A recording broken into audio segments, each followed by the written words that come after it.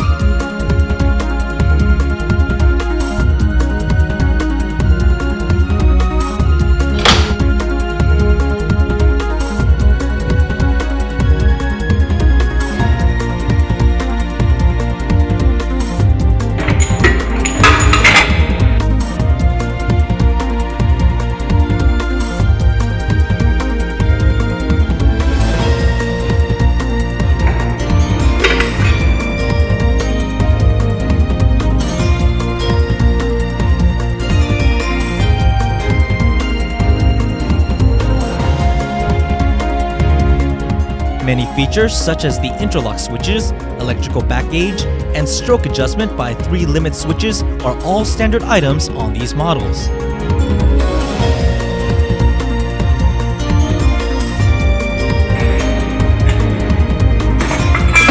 These ironworkers have 2-foot paddle controls, and separate operations can be safely performed simultaneously without interference.